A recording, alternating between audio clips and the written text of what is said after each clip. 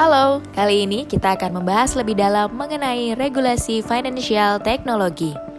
Otoritas Jasa Keuangan melaporkan bahwa terdapat 68 bisnis sektor keuangan non-bank yang dinyatakan ilegal pada tahun 2021. Ke-68 bisnis usaha tersebut terdiri atas 51 perusahaan pinjaman online atau peer-to-peer lending dan 17 perusahaan gadai ilegal. Sementara itu, pinjaman online dan gadai ilegal ini merupakan hasil penelusuran Satgas Waspada Investasi sepanjang bulan Februari tahun 2021. Bahkan, sejak tahun 2019 hingga sekarang, pihak Satgas telah menutup sebanyak 3.107 pinjol atau fintech lending ilegal. Seperti diketahui, pinjol dan gadai ilegal merupakan perusahaan yang beroperasi tanpa izin dari Otoritas Jasa Keuangan dan tidak memenuhi aturan operasional bisnis yang berlaku, di mana kedua lini bisnis ini beroperasi dengan menawarkan pinjaman secara cepat dan mudah, namun dengan beban biaya yang biasanya besar. Adapun maraknya rangkaian kegiatan pinjol ilegal ini juga telah meresahkan masyarakat. Hal ini dikarenakan perusahaan-perusahaan tersebut tidak segan untuk meneror para nasabah atau orang terdekat mereka jika tidak bisa segera membayar cicilan pinjamannya. Di sisi lain, fintech padahal memberikan kontribusi yang begitu besar pada perekonomian nasional, terutama dalam memperluas akses masyarakat terhadap pembiayaan. Bagi konsumen, fintech memberikan berbagai manfaat, seperti memberikan layanan yang lebih baik, pilihan yang lebih banyak, dan harga yang bisa jadi lebih murah. Bagi pemain fintech atau pedagang produk jasa, fintech sendiri bisa memberikan manfaat seperti menyederhanakan rantaian transaksi, menekan biaya operasional dan biaya modal, serta membekukan alur informasi. Sementara itu, bagi suatu negara, fintech bahkan dapat memberi manfaat untuk mendorong transmisi kebijakan ekonomi, meningkatkan kecepatan perputaran uang sehingga meningkatkan ekonomi masyarakat. Dan di Indonesia, fintech juga mendorong Strategi Nasional Keuangan Inklusif atau SKNI. Meskipun demikian, pemerintah tentu tetap mengingatkan potensi resiko fintech agar tidak merugikan masyarakat. Beberapa potensi-potensi kerawanan atau resiko fintech antara lain kegagalan sistem, kegagalan informasi, kesalahan transaksi, keamanan data pribadi, kerjasama dengan pihak ketiga, penerapan prinsip KYC, rentan terhadap aktivitas pencucian uang dan pendanaan terorisme, klausula eksonerasi, dan yang terakhir penanganan pengaduan konsumen. Fintech yang dimaksudkan untuk memberi kepraktisan dalam melakukan beragam transaksi keuangan juga memiliki potensi resiko mendorong perlunya penyediaan regulasi untuk mendukung pelaksanaan industri teknologi berbasis finansial yang lebih menjamin kepastian hukum sekaligus melindungi konsumen dan juga mendorong inovasi. Untuk menjamin keamanan dan juga kenyamanan masyarakat dalam menggunakan teknologi fintech, pemerintah pun menerbitkan berbagai ketentuan dan peraturan mengenai hal ini. Peraturan-peraturan tersebut antara lain POJK nomor 77 tahun 2016 mengenai layanan pinjam-meminjam uang berbasis teknologi informasi. Aturan ini dibuat dengan tujuan untuk melindungi konsumen terkait keamanan dana dan data, pencegahan pencucian uang dan pendanaan terorisme, menjaga stabilitas sistem keuangan, dan tentunya memberikan keamanan dan kenyamanan bagi pengelola perusahaan fintech. Yang kedua adalah Peraturan Bank Indonesia Nomor 18 Tahun 2016 tentang penyelenggaraan pemrosesan transaksi pembayaran atau PTP. Aturan ini dibentuk dengan tujuan untuk memenuhi kebutuhan masyarakat termasuk di bidang jasa sistem pembayaran, baik dari sisi instrumen, penyelenggara, mekanisme maupun infrastruktur penyelenggaraan pemproses transaksi pembayaran. Dan yang terakhir adalah Peraturan Bank Indonesia Nomor 19 Tahun 2017 tentang penyelenggaraan teknologi finansial. Tentu saja, peraturan ini dibentuk dengan tujuan untuk mendukung terciptanya stabilitas moneter, stabilitas sistem keuangan, serta sistem pembayaran yang efisien, lancar, aman, dan andal untuk mendukung pertumbuhan ekonomi nasional berkelanjutan dan inklusif dengan tetap menerapkan prinsip perlindungan konsumen serta manajemen risiko dan kehati-hatian. Sisi lain, pemerintah juga membentuk berbagai kelompok kerja dan gugus tugas untuk menangani keberadaan fintech di Indonesia.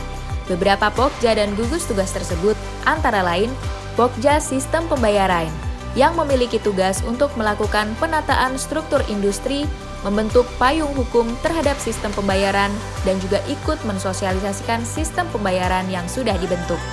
Yang kedua, Gugus Tugas Pelindungan Data Pribadi atau PDP yang memiliki tugas melakukan pembahasan mengenai rancangan undang-undang PDP di Indonesia. Selanjutnya, Pokja Cyber Security yang memiliki tugas untuk melakukan pembahasan mengenai keamanan informasi, salah satunya menggunakan indeks keamanan cyber dengan menggunakan indeks informasi. Selanjutnya adalah Pokja Government to Person atau G2P, dan yang terakhir adalah Pokja Agregator yang bertugas untuk menyusun studi model bisnis agregator di Indonesia.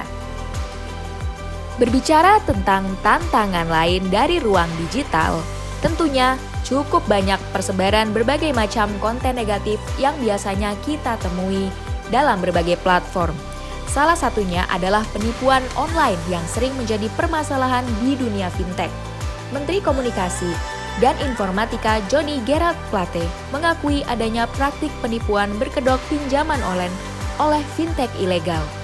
Maka untuk mengantisipasi hal tersebut, Kementerian Komunikasi dan Informatika telah melakukan berbagai langkah antisipasi, antara lain dengan meluncurkan program Gerakan Nasional Literasi Digital untuk 12,5 juta masyarakat. Program Gerakan Nasional Literasi Digital ini bertujuan untuk memperkuat kecakapan digital tingkat dasar masyarakat atau Digital Basic Skill. Program ini memiliki 4 modul materi. Yang pertama, kecakapan digital.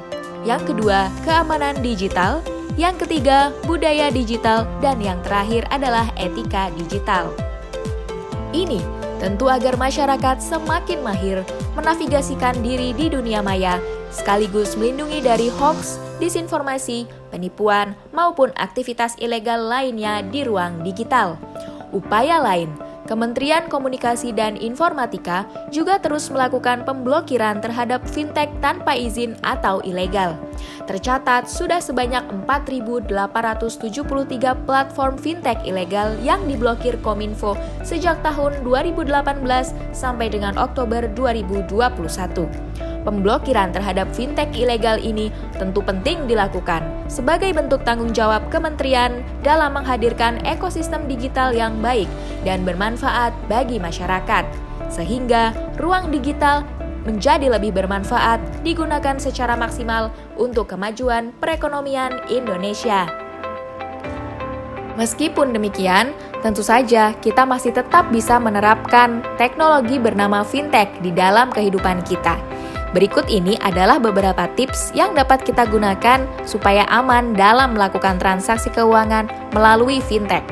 Yang pertama, pastikan bahwa aplikasi yang Anda gunakan betul terdaftar di OJK.